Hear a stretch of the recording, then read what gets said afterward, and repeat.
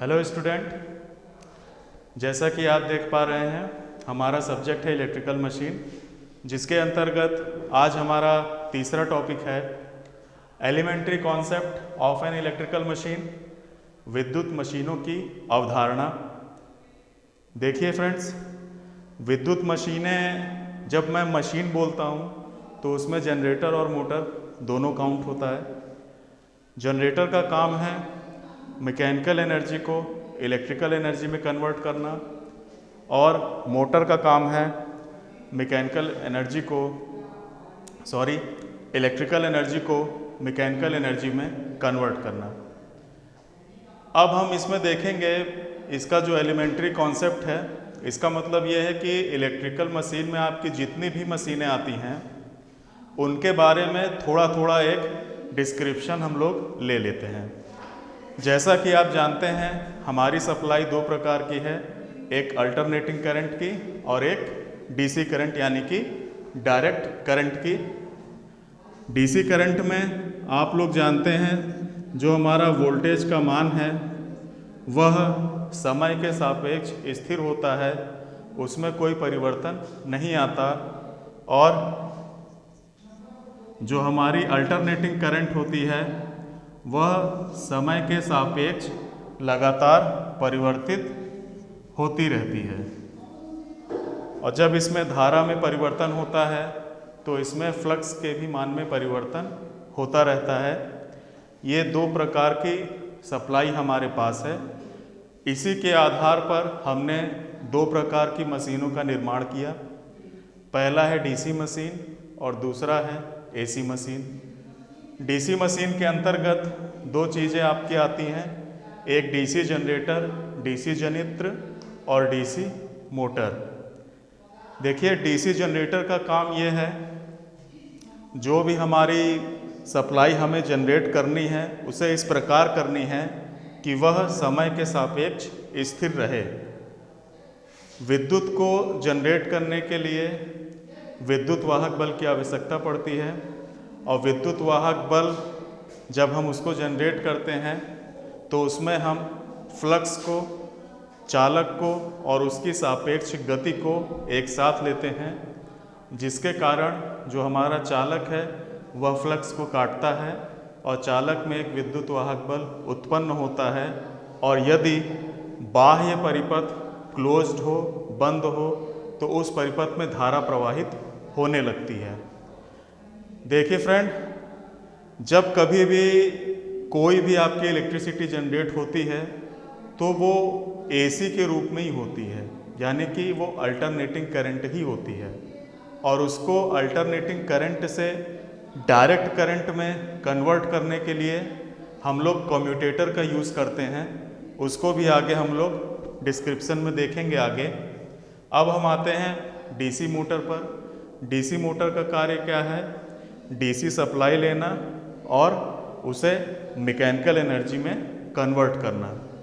इसके भी कई तरीके के एप्लीकेशन हैं, जैसे कि क्रेन द्वारा सामान को उठाना, मालगाड़ी द्वारा जो भी हमारे माल हैं उसको ढोना, रेलगाड़ी द्वारा यात्रियों को एक स्थान से दूसरे स्थान पर ले जाना।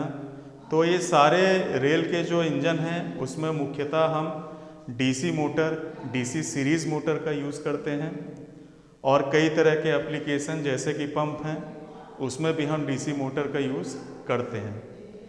अब आगे हम देखते हैं हमारी एसी मशीन्स हैं, जिसके अंतर्गत दो प्रकार की मशीन आती हैं, सिंक्रोनस मशीन और इंडक्शन मशीन। सिंक्रोनस मशीन ये एक डबली एक्साइटेड है। इसका मतलब जो भी इसका स्टेटर और रोटर होगा हम दोनों ही में सप्लाई देते हैं, इसके स्टेटर में भी और इसके रोटर में भी। आगे इसमें विस्तार पूर्वक हम जानकारी लेंगे। अभी थोड़ा इसको समझ लेते हैं कि एक सप्लाई आप इसके स्टेटर में दिए, इसमें एक रोटेटिंग मैग्नेटिक फील्ड डेवलप होती है, और रोटर में सप्लाई दिए, रोटर में भी रोटेटिंग मैग्नेटिक फील्ड आपकी डेवलप होगी, और ये दोनों ही फील्ड एक दूसरे को इंटरलॉक करती हैं और घूमना शुरू कर देती हैं। ये आपकी एक स्थिर गति मशीन है। स्थिर गति माने कोई भी लोड आप इसको देते जाएंगे, इसकी जो गति है वह स्थिर बनी रहती है। सिंक्रोनस मशीन को आगे 2 चरणों में हम लोग बांटते हैं, डिवाइड करते हैं। पहला है सिंक्रोनस जनरेटर, जिसे कि हम अल्टरनेटर के नाम से भी जानते हैं।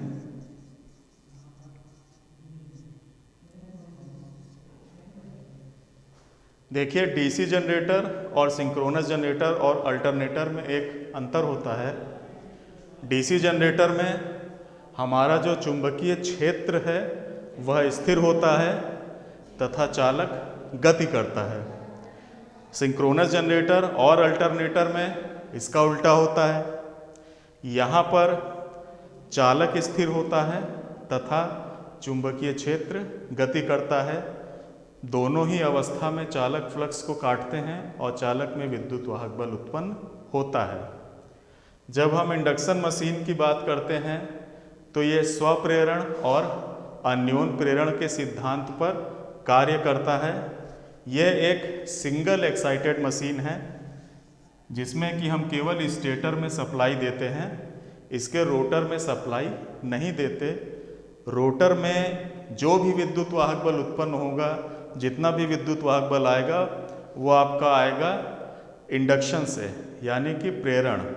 वह स्वप्रेरण और अन्योन प्रेरण दोनों ही स्थिति में यहाँ पर आते हैं। पर मुख्यतः ये माना जाता है कि जो हमारी इंडक्शन मशीन है वो अन्योन प्रेरण के सिद्धांत पर कार्य करती है। अब ये मशीन, इनको भी 2 भागों में बांट दिया। एक है सिंगल फेस और दूसरा है 3 फेस। सिंगल फेस जो घरेलू मशीनें होती हैं, बहुत छोटी रेटिंग की होती हैं और इन्हें फ्रिक्शनल हॉर्स पावर मशीन भी कहा जाता है। तो जहाँ पर हमें आउटपुट टॉर्क कम चाहिए, लिमिटेड चाहिए, वहाँ पर हम सिंगल फेज सप्लाई का यूज़ करते हैं। वहाँ पर सिंगल फेज इंडक्शन मोटर हम लोग यूज़ करते हैं। और जहाँ पर बहुत बड़ा ऑपरेशन चाहिए, बहुत बड़ी मशीन को ऑपरेट करना है, ज़्यादा टॉर्क चाहिए, वहाँ पर हम लोग 3 फेज मोटर का यूज़ करते हैं। यहाँ पर देखिए फ्रेंड, जितना फ्लक्स सिंगल फेज में हमारा जनरेट होगा उसका 1.5 गुना फ्लक्स 3 फेज मोटर में जनरेट होता है और यहाँ पर हमें टॉर्क बहुत ज़्यादा मिलता है। अब इसके बाद हम लोग एक कंपैरिजन पढ़ेंगे जनरेटर और मोटर में, जो कि हमारा नेक्स्ट टॉपिक है।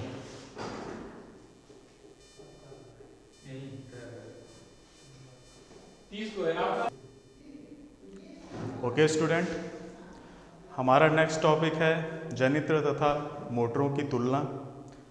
एक इम्पॉर्टेंट टॉपिक है, एग्ज़ाम में आता भी है, तो इसके बारे में थोड़ी चर्चा कर लें हम। तो सबसे पहला पॉइंट आप देख रहे हैं जनित्र के अंदर कि ये यांत्रिक ऊर्जा को वैद्युत ऊर्जा में परिवर्तित करता है। जैसा हम पहले भी डिस्कशन कर चुके हैं कि जो ये यांत्रिक ऊर्जा है इसे हम किस प्रकार प्राप्त करते हैं। ये या तो थर्मल एनर्जी हो सकती है, या डीजल इंजन की एनर्जी हो सकती है, या फिर आपकी हाइड्रो एनर्जी हो सकती है जो नदियों का प्रवाह है। किसी भी तरीके से हम यांत्रिक ऊर्जा प्राप्त करते हैं और उसको जनित्र की सहायता में वैद्युत ऊर्जा में बदल देते हैं। जहाँ तक मोटर की बात है, वहाँ पर हम वैद्युत ऊर्जा को यांत्रिक ऊर्जा में परिवर्तित करते हैं। मोटर के अंदर एक धारा वहन करता हुआ चालक है। धारा वहन करता हुआ मतलब कि कोई कंडक्टर है और उसमें करंट हमारी फ्लो हो रही है और उसको किसी मैग्नेटिक फील्ड में जब हम रखते हैं तो उस पर एक टॉर्क कार्य करता है और ये रोटर घूमने लगता है, जिसकी वजह से जो हमारी वैद्युत ऊर्जा है वो यांत्रिक ऊर्जा में बदल जाती है। अब हमारा दूसरा पॉइंट है जनित विद्युत वाहक बल की दिशा। देखिए, यहाँ पर जब हम जनरेटर की बात कर रहे हैं तो हमें क्या पता होता है, हमें चुंबकीय फ्लक्स पता होता है और जो हमारा टरबाइन है उसके घूमने की दिशा पता होती है। लेकिन क्या नहीं पता होता हमें, जनित विद्युत वाहक बल हमें पता नहीं होता। तो जनित विद्युत वाहक बल की दिशा जो जनरेट हो रही, जो जनित हो रही है, उसे हम फ्लेमिंग के दाएं हाथ के नियमानुसार पता करते हैं। वहीं हम मोटर की बात करें तो हमें क्या पता होता है? हमें धारा की दिशा पता होती है, हमें फ्लक्स की दिशा पता होती है, हमें क्या निकालना होता है? हमें बल की दिशा निकालनी होती है। और ये बल की दिशा हम किस प्रकार प्राप्त कर सकते हैं? वह फ्लेमिंग के बाएं हाथ के नियमानुसार उसकी दिशा हम प्राप्त कर सकते हैं, पता लगा सकते हैं। फिर हम तीसरा पॉइंट देख रहे हैं, वैद्युत संस्थानों से दूर। जनित्र जहाँ भी लगाया जाएगा इसकी पूरी यूनिट एक साथ लगती है।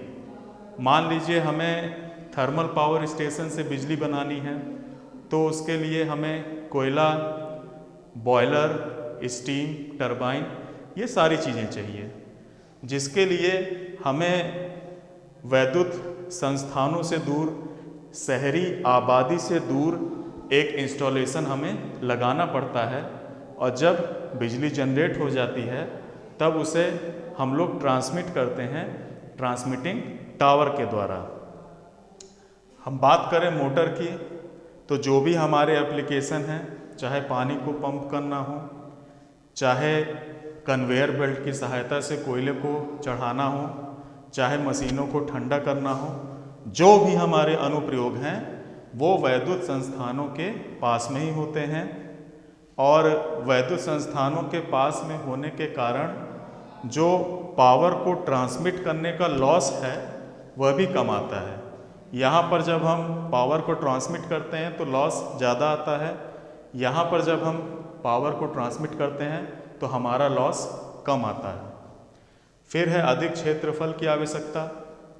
जब हम कोई जनरेटिंग स्टेशन लगाएंगे तो उसके लिए क्षेत्रफल की आवश्यकता होगी, और जितना ज़्यादा बड़ा प्लांट होगा, ज़्यादा रेटिंग का, उतना ही इसका क्षेत्रफल बढ़ता जाएगा। जबकि जो भी हमारी मोटरें हैं वो कम एप्लीकेशंस के लिए यूज़ होती हैं, एक छोटे यूनिट के लिए यूज़ होती हैं, तो जो हमारी मोटरों का क्षेत्रफल है वो कम होता है। जैसे पंप वगैरह से पानी भेजना या रेलगाड़ी के डिब्बे से कोयला ढोना इत्यादि। फिर आपको पता है जब वो संस्थान दूर होगा शहर से और ज़्यादा क्षेत्रफल होगा तो उसकी लागत भी ज़्यादा आएगी। यहाँ पर वैद्युत संस्थान के पास में है, कम क्षेत्र ले रहा है, तो इसकी लागत भी कम आएगी। अब देखिए इसके अनुप्रयोग। जनित्र के अनुप्रयोग कहाँ कहाँ होते हैं? वैद्युत लेपन में, किसी मेटल में लेप चढ़ाने में, फीडर में कोई पावर आप ट्रांसमिट कर रहे हैं, उसमें वोल्टेज आपका सेंडिंग एंड से एंडिंग जहाँ पर आप भेज रहे हैं वहाँ पर वोल्टेज अगर कम आ रहा है तो वोल्टेज को बढ़ाने के लिए भी इसका यूज़ होता है। और डीसी शंट जनरेटर की अगर हम बात करें तो डीसी शंट जनरेटर उसका यूज़ चार्जिंग में होता है। यहाँ पर आप मोटरों की बात कर लें तो डीसी सीरीज़ मोटर यूज़ होती है क्रेन में, और डीसी सीरीज़ मोटर ही यूज़ होती है ट्रैक्शन यानी रेलगाड़ी जितना भी मालवाहक है उन सब में यूज़ होता है। पंचिंग, किसी भी मेटल में छेद करने के लिए, पंच करने के लिए, या किसी लकड़ी वगैरह में भी पंच करने के लिए हमारी इंडक्शन मोटर यूज़ होती है। लेथ मशीन, आप लोग प्रयोगशाला में इसका यूज़ करते हैं, तो ये लेथ मशीन एक स्थिर गति मशीन है जिसमें कि हम डीसी शंट मोटर या इंडक्शन मोटर यूज़ करते हैं। इसी प्रकार पंप में भी इसका यूज़ होता है, हमारी इंडक्शन मोटर और सिंक्रोनस मोटर का। तो इस प्रकार आपने इस चैप्टर में देखा वैद्युत मशीनों के अनुप्रयोग, उनके लक्षण, उनके गुण, उनमें बल आघूर्ण जैसा जनरेट होता है। अब हम नेक्स्ट लेक्चर में नया चैप्टर शुरू करेंगे, और तब तक के लिए इसको यहीं पर समाप्त करते हैं, फिर नए चैप्टर पे मिलते हैं हम लोग। Thank you student.